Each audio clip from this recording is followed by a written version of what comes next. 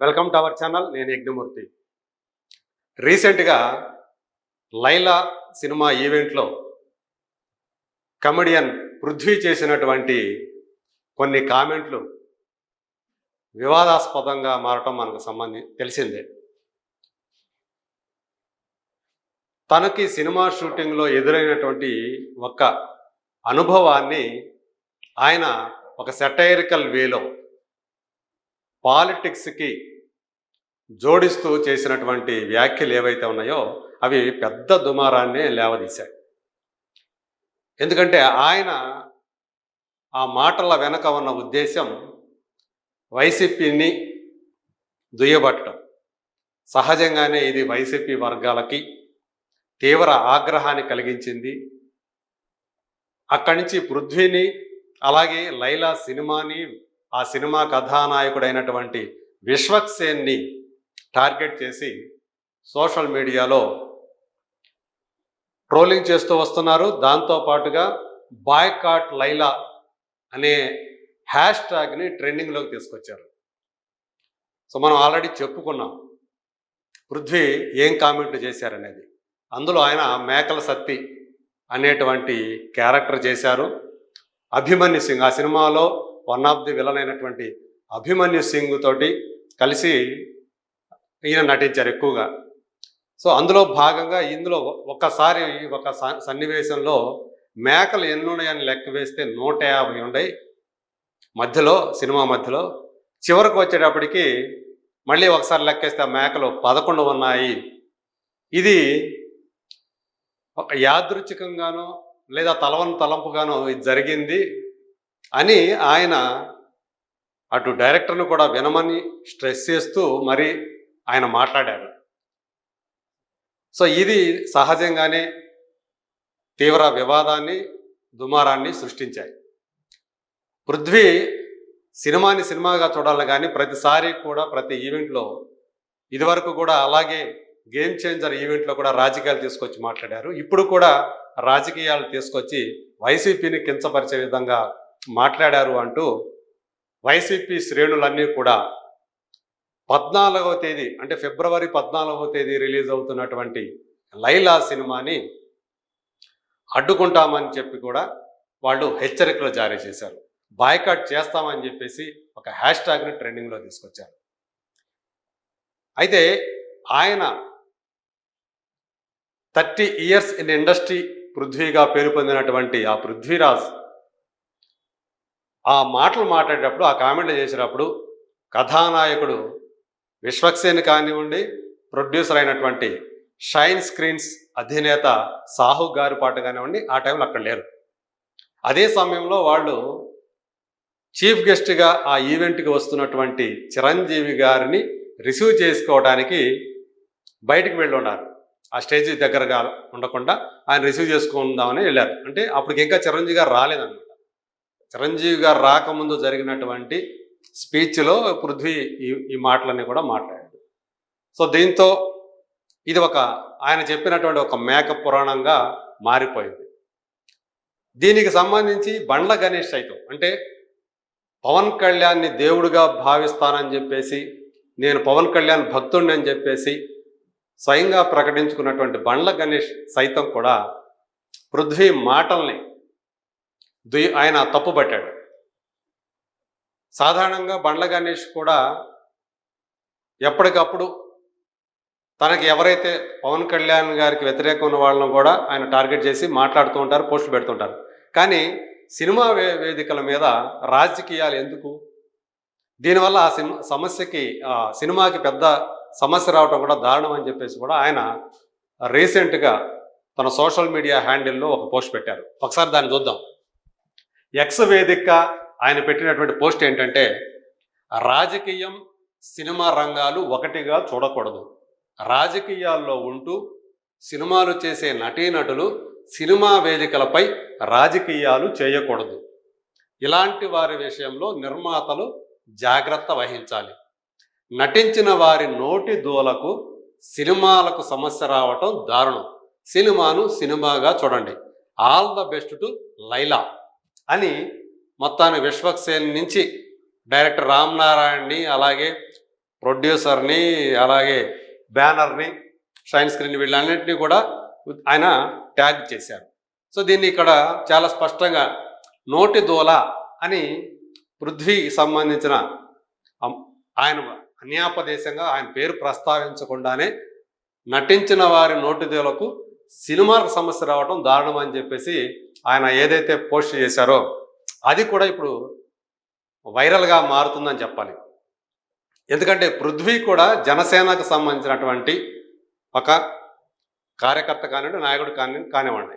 మరి ఆ జనసేన అధినేత అయినటువంటి పవన్ కళ్యాణ్కి భక్తుడైనటువంటి ఇప్పుడు బండ్ల గణేష్ ఈ మాటలు చెప్పడం అనేది, ఇలా పోస్ట్ చేయడం అనేది ఇప్పుడు దీన్ని వైసీపీ శ్రేణులు కూడా ఇప్పుడు వాళ్ళు దీన్ని వైరల్ చేస్తూ ఉన్నారు.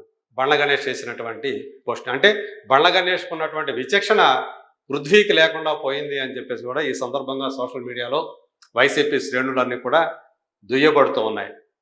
సో ఈ నష్టాన్ని అంటే పృథ్వీ చేసినటువంటి కామెంట్లు ఏవైతే ఉన్నాయో, ఈ రాజకీయపరమైనటువంటి కామెంట్లు ఏమైతే ఉన్నాయో, దానివల్ల సినిమాకి తీవ్రమైనటువంటి నష్టం కలుగుతుంది అని భావించినటువంటి విశ్వక్సేన్ ఆ నష్ట నివారణ చర్యల్లో భాగంగా ఆయన ఆ వెంటనే అంటే ఏ రోజైతే పృథ్వీ తన వ్యాఖ్యలు చేశాడో, వివాదాస్పద వ్యాఖ్యలు చేశాడో, అదే రోజు సాయంత్రం ఆ తర్వాత రోజు మధ్యాహ్నం ఆయన ప్రెస్ మీట్ పెట్టి ఇవన్నీ కూడా అంటే నేను గనక ఆ టైంలో గనక ఉన్నట్లయితే ఆ నటుడు మాట్లాడేటప్పుడు ఖచ్చితంగా మైకును లాగేసుకునేవాడు, గుంజుకునేవాడు అని చెప్పేసి ఆయన చెప్పాడు.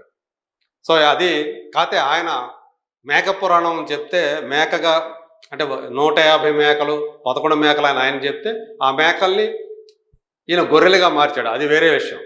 సో అంటే మేకలు గొర్రెలు దాదాపు ఒకే రకమైనటువంటి జాతికి సంబంధించినవి కాబట్టి సో ఆయన దాన్ని మనం సర్ది చెప్పుకోవచ్చు. సో ఏదేమైనప్పటికీ కూడా నా సినిమాని ఎందుకు టార్గెట్ చేస్తారు బాయ్?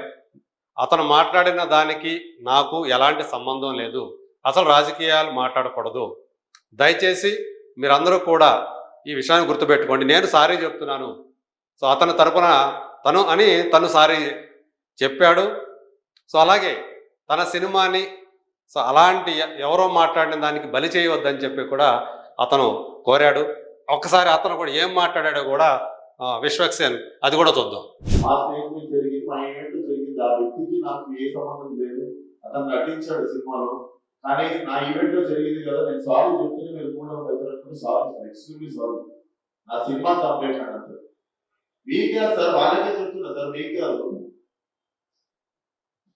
అండ్ ఆ గొర్రెలు అట్లా లెక్క ఏం లేదు, ఎన్ని గొర్రెలు ఉన్నాయి అన్ని గొర్రెలే ఉంటాయి, దాంట్లో అట్లాంటి లెక్క ఏం లేదు. అదే సార్, అండ్ మేము ఏ వ్యక్తితో మేము మాట్లాడి ఇంకా రాదలుచుకోలేదు. ప్లీజ్ మా సినిమాని 2 రోజుల్లో జనాల్లోకి వెళ్తుంది, సపోర్ట్ అయ్యేలా ఉంటుంది. మా ఈవెంట్ లో జరిగింది, మా స్టేజ్ మీద జరిగింది, మా ఈవెంట్ లో జరిగింది. ఆ వ్యక్తికి నాకు ఏ సంబంధం లేదు, అతను నటించాడు సినిమాలో, కానీ నా ఈవెంట్ లో జరిగింది కదా నేను సో ఇక్కడ విశ్వక్సేన్ చెప్తున్నాడు ఆ వ్యక్తికి నాకు ఎలాంటి సంబంధం లేదు, కాకపోతే మా ఈవెంట్లో జరిగింది కాబట్టి అందు గురించి మిమ్మల్ని నేను అభ్యర్థిస్తున్నాను, కావాలంటే సారీ కూడా చెప్తున్నాను అని చెప్పి కూడా అంటాడు. అదే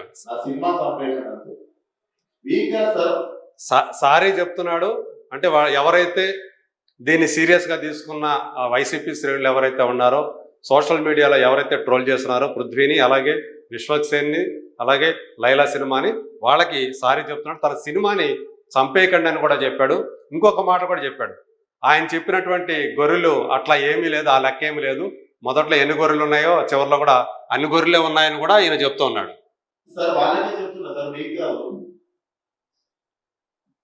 అండ్ ఆ గొర్రెలు అట్లా లెక్క ఏం లేదు, ఎన్ని గొర్రెలు ఉన్నాయి అన్ని గొర్రెలే ఉంటాయి, దాంట్లో అట్లాంటి లెక్క ఏం లేదు. అదే సార్, అండ్ మేము సో అది గొర్రెలు కూడా సంఖ్య కూడా ఆయన చెప్పినట్టుగా మధ్యలో 150, తర్వాత చివరికి వచ్చేవాడికి 11 అని చెప్పేసి పృథ్వీ ఏదైతే చెప్పాడో దాన్ని కూడా ఈయన అలాంటిది ఏమీ లేదు, సినిమాలో మొత్తం ఎన్ని గొర్రెలు ఉన్నాయో అన్ని గొర్రెలు ఉంటాయి అంతే కానీ ఆ లెక్క ఏం లేదని చెప్పేసి కూడా ఆ 150, 11 అనే లెక్క ఏమి లేదు కూడా అనేది ఆయన అంకె చెప్పకుండా ప్రస్తావించకుండా విశ్వక్సేను మాట్లాడటం మనకు కనిపిస్తూ ఉంది. సో ఏదైతే ఏమి లైలా ఈవెంట్లో పృథ్వీ చేసినటువంటి, అంటే ఆయన ఉద్దేశపూర్వకంగా చేశాడా, యథాలాపంగా చేశాడా అనేది ఆయనకే తెలుసు. అది సాధారణంగా పృథ్వీ తనకి ఏమాత్రం అవకాశం వస్తే చాలు ఆయన జగన్మోహన్ రెడ్డి గారిని అలాగే వైసీపీని దుయ్యబట్టడానికి వచ్చిన ప్రతి అవకాశాన్ని ఆయన ఉపయోగించుకుంటూ ఉంటున్నారు అనేది ఇక్కడ చాలా స్పష్టంగా మనకు అర్థమవుతుంది. గేమ్ చేంజర్ అప్పుడు కూడా ఇదే గేమ్ చేంజర్ ఈవెంట్లో కూడా మనం చూసాం, ఇప్పుడు లైలా ఈవెంట్లో కూడా మనం చూస్తూ ఉన్నాం. ఏదేమైనప్పటికీ కూడా ఒకరు పెట్టినటువంటి, అంటే పవన్ కళ్యాణ్ గారు పెట్టిన జనసేన పార్టీలో చేరి ఆ పార్టీకి ఒక రకంగా చెప్పాలంటే అధికార ప్రతినిధిగా వ్యవహరిస్తున్నటువంటి పృథ్వీ, అలాగే ఆయన్ని పవన్ కళ్యాణ్ గారిని దేవుడిగా భావించేటువంటి, ఆయన భక్తుడిని ప్రకటించుకున్నటువంటి బండ్ల గణేష్కి ఇద్దరు కూడా ఆయనకి అభిమానులు అయినప్పటికీ కూడా పరస్పరం విరుద్ధమైనటువంటి ఇక్కడ అభిప్రాయాలు కలిగి ఉండటం మనం చూస్తూ ఉన్నాము. సినిమా వేదికల మీద రాజకీయాలు మాట్లాడకూడదు, సినిమాని సినిమాగా చూడాలి, రాజకీయాలు రాజ్యంగా చూడాలని చెప్పేసి బండ్ల గణేష్ బల్లగుద్ది మరీ చెప్తున్నారు.